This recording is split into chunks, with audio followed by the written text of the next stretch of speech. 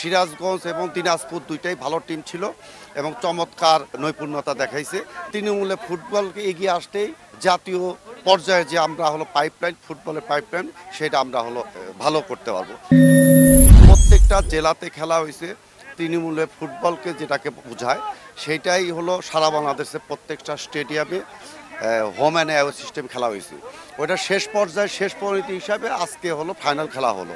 সিরাজগঞ্জ এবং দিনাজপুর দুইটাই ভালো টিম ছিল এবং চমৎকার ক্রীড়া নৈপুণ্যতা দেখাইছে দিয়ে আমাদের হলো সিরাজগঞ্জ 2 এবং হলো দিনাজপুর 3-2 গোলে সিরাজগঞ্জ হলো হারছে।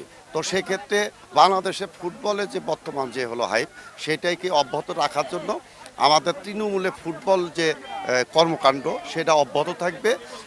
আপনারা জানেন ইতিমধ্যে কিন্তু আমরা হলো প্রত্যেকটা জেলাতে অনূর্ধ্ব 15, 14, আগামীতে 17 হবে, তারপরে জেলা লিগ আজকে তো হলো বাংলাদেশ চ্যাম্পিয়নশিপ শেষ হলো। তো আমরা চাই প্রতি বছর জেলা লেভেলে তৃণমূলে খেলা থাক এবং তৃণমূলে ফুটবলকে এগিয়ে আসতেই জাতীয় পর্যায়ে যে আমরা হলো পাইপলাইন, ফুটবলের পাইপলাইন, সেটা আমরা হলো ভালো করতে পারবো। সেই জায়গা থেকে মনে করি যে আজকে যে হলো ফাইনাল খেলা হলো, চমৎকার একটা খেলা হলো। প্রত্যেকটা দর্শকও প্রচুর ছিল। সিরাজগঞ্জ থেকে প্রায় অনেক দর্শক আসছে, দিনাজপুর থেকে আসছে। সেই জায়গা থেকে মনে বলবো ফুটবলের যে অব্যাহত ধারা, যে পুনর্জাগরণের যে ধারা, সেটা অব্যাহত থাকবে। ধন্যবাদ।